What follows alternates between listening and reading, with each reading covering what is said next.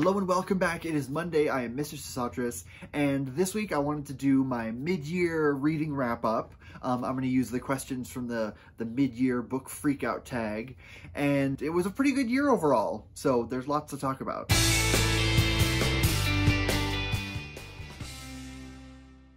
So this has been a pretty good year. I read 35 books this year, and I know compared to some others, that's like nothing, because they read like 35 books, you know, in 2 months.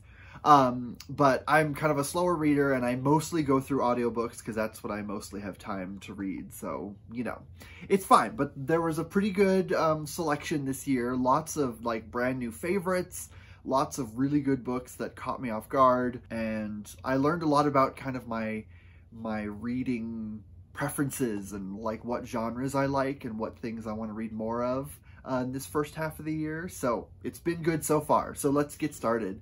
The first question on the list is your favorite book you read so far. There's 2 of them. So the first one is the fiction choice, and that's Parable of the Sower by Octavia E. Butler. This book sent me into a depressive spiral. It was brutal. This book is crazy. And it's funny because the way it's written is sort of a this is what happened kind of thing. Like it isn't really like melodramatic. And so when horrible things happen, it's like, oh yeah, we walked past this thing that was happening on the side of the road and then we went on. And you don't really have a moment where the character really gets into just how horrifying it is, the things that they're seeing. They're just, it's kind of like H.G. Wells in like War of the Worlds, where he's just walking through these ruined cities. But you really get a sense of just how terrifying this future is. And the book starts off in 2024, so great. But Butler's a fantastic author. She's terrific. I've been putting off reading this because I knew it was dark and kind of depressing, but I really enjoyed this one. The sequel is great. It also kind of moves things into a more hopeful direction, but this book is the one I think that most like emotionally affected me of any of the books I've read so far this year. It was just bonkers, but so good. And then in terms of nonfiction, I think the best thing I read this year was the 1619 Project by Nikole Hannah Jones. And this was it was like all the essays that were printed in the New York Times kind of collected together, and it was a mix of like essays and poetry and excerpts from short fiction, just looking at sort of like the Black experience in America and how systemic racism is entrenched in society, and the things that you don't think about that have negatively impacted Black communities. And it was just eye-opening and fantastic. So definitely would recommend that one. But those were the best things I read this year. I wanted to choose other books as well because I read a lot of things that were kind of the best this year, but I didn't want to have a lot of duplicates on this list. So there are times where like a book will show up in a future item that I would also say is like the best book in the list. And so we're going to move on to the next one, which is the best sequel you read. And I couldn't really decide between 2 books for sequels, so we're going to talk about 2 of them. And again, both of these could be on the list of like my favorite books of the year. But the first one would be The Dark Forest by Cixin. This is the second book in the Remembrance of Earth Past trilogy, starting with the 3-body problem. I've talked about this in other videos. This book was incredible and just blew my mind in good ways. Really satisfying character arc. It's one of those plots that's very intricately plotted out.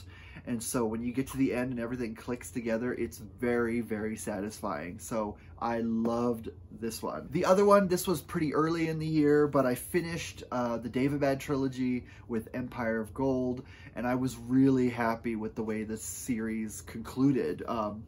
Usually trilogies are difficult. You can have amazing characters and you can have like really amazing things happen to them, and then you get to the end and things just kind of end and you're like, yeah, okay, that was fine, you know. But this is one where it really stuck the landing. The trilogy ended on a really good note. It hit everything I was kind of hoping for, and it also kind of paved the way for possible sequels or short stories going on in the future with this. So yes, this was another sequel that really worked and really made the whole trilogy retroactively that much better. So I loved this one. Next up is a new release that I haven't read yet but want to. This year, Claire North's The Last Song of Penelope came out. This is the final book of the I think it's called Songs of Penelope. Yeah, the Songs of Penelope trilogy, starting with Ithaca. And now that the series is complete, I'm really looking forward to finishing it. So I'm really looking forward to that. I haven't actually started the first one because I'm one of those crazy people who sees a trilogy and thinks, ooh, that's really good. But then I like hold off on reading it until the whole thing comes out. And so I have all 3 books now, and I can't wait to read them. But I listened to an interview with the author on the Breaking the Glass Slipper podcast, and everything she talked about was just extremely my jam. You know, Greek mythology retelling, strong, you know, female voices. The books are each narrated by a different goddess. I'm really excited to read this trilogy, and I can't wait to get started on it. So this is one that I'm really looking forward to. So next up is the most anticipated release in the second half of the year, and that has got to be Goddess of the River by Vaishnavi Patel. Her first book, Kaikeyi, was one of my favorite books ever. I think I read this one last year, and I loved it.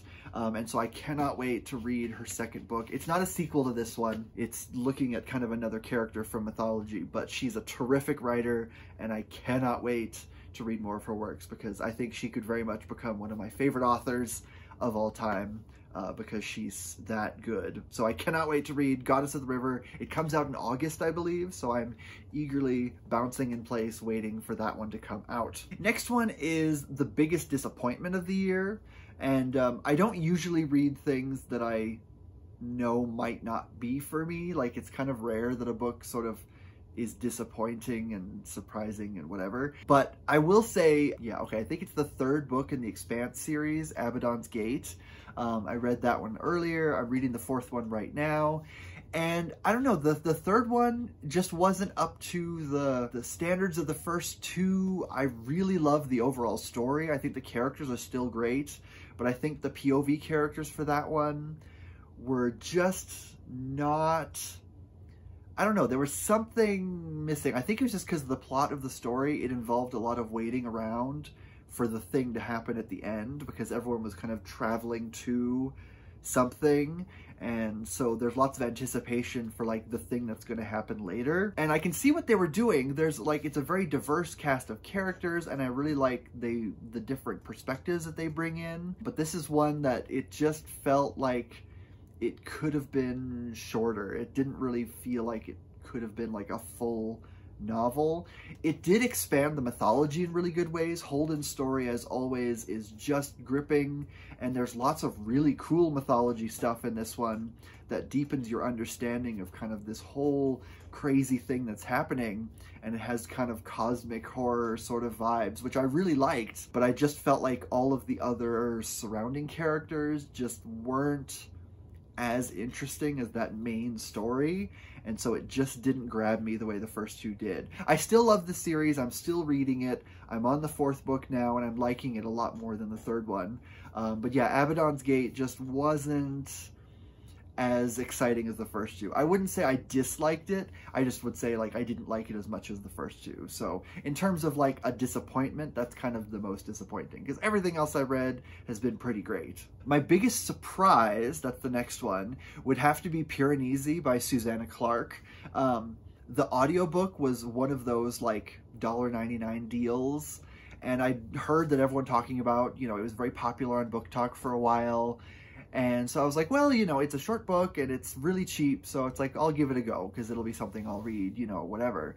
And it really blew me away. That book was terrific. I was not expecting the sort of strange, dreamy vibes. The mystery at the heart of it was really, really compelling, and I just loved it. The narrator did such a good job of bringing this character to life with kind of like depth of emotion, and you really feel his heartbreak and his frustration when he kind of starts to realize that the version of the world that he thought it was isn't exactly what he was expecting. And I really, really, really appreciated that. So I got it just as kind of a, oh, you know, this is something I could just read just to fill up time. And it really blew me away, and I want to check out more of her work for sure. The next one is my favorite new author. That can be like a debut author or new for me. And that's going to have to be Blood at the Root by LaDarrion Williams. I read this one pretty recently. I read it in audio through Libro FM.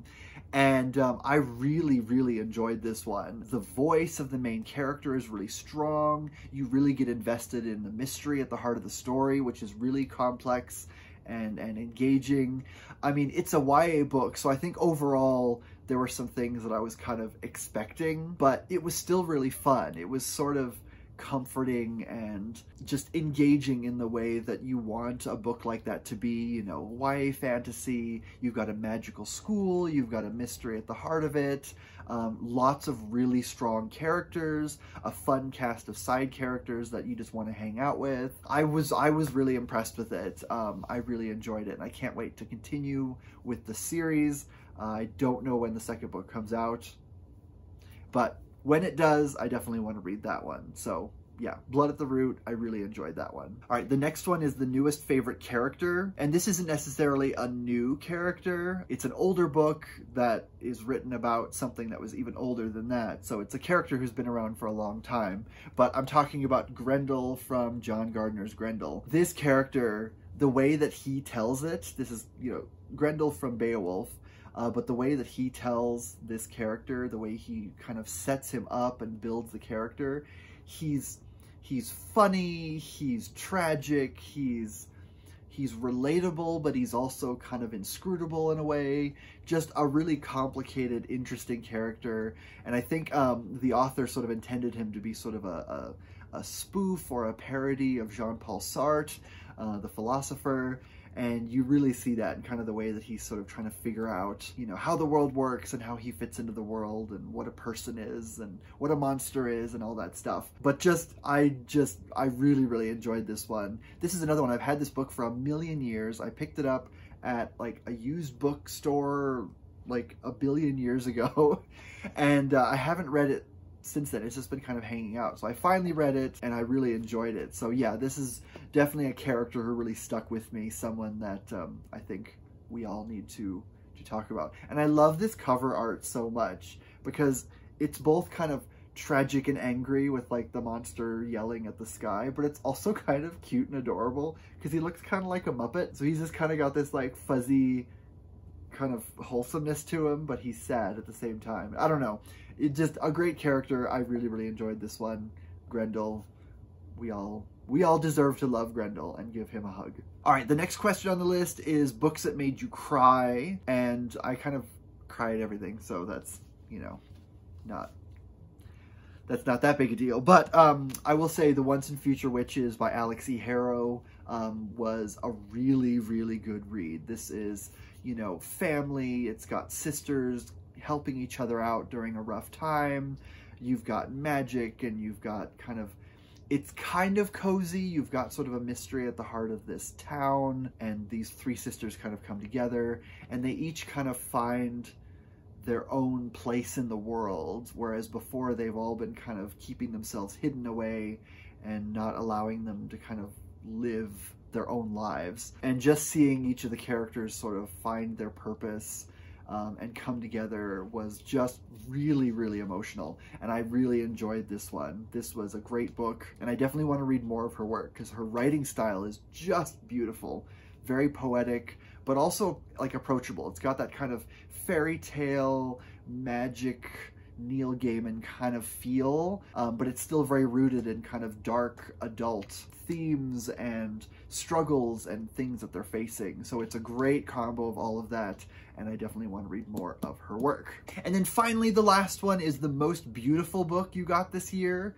And while I'm not really obsessed with like covers and getting special editions of covers and everything, I have to say I recently acquired the final book in Rebecca Roanhorse's Between Earth and Sky trilogy, Mirrored Heavens. I can't wait to read this one, but I really love the artwork for this. It's very beautiful, and it just makes me very happy. The covers of all three of these books are great, but this one just really jumps out at you, and I don't know. I'm really excited to read this one because this is a great trilogy.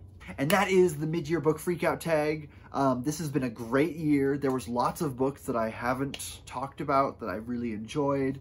I finished reading Becky Chambers' Wayfarer series on audio this year. Loved those. I started reading Brandon Sanderson's Stormlight Archive. I read The Way of Kings, and the second book is upcoming. I'll be starting that one pretty soon. Really enjoyed that one. This has just been a really good year. I don't know, I'm really picky about what books I actually start reading because I don't like to read things that I haven't like researched and read, you know, non-spoiler reviews to the point where I feel like this is something that I would like. So I'm kind of obsessive that way. There's some folks who just like, they just try new things and they're like, I'm gonna read this, we'll see what it, you know, what it is. And that's great, that works for them. But I'm really kind of like, I have to, like, I'll read something if I know for sure that I'm gonna like it. And so most of my reviews are either like 3 to 4 stars where it's like, yeah, it was okay, you know, and then to like 4 to 5 stars where it's like, I love this book, it was great. I don't usually ever give books like 1 to 2 stars unless it's something that I'm reading for another reason, like something that I wouldn't choose myself. So I don't know, I'm kind of weird that way. But so I had a really good year and I'm looking forward to the second half of the year. I'm currently reading all of the Wicked books. I just finished the first one. And I'm rereading Son of a Witch right now.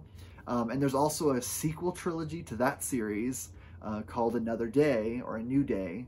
And so I'm going to read those after. So I'm really looking forward to that. I'm going to be reading the Stormlight books. I'm going to be continuing with the Expanse books.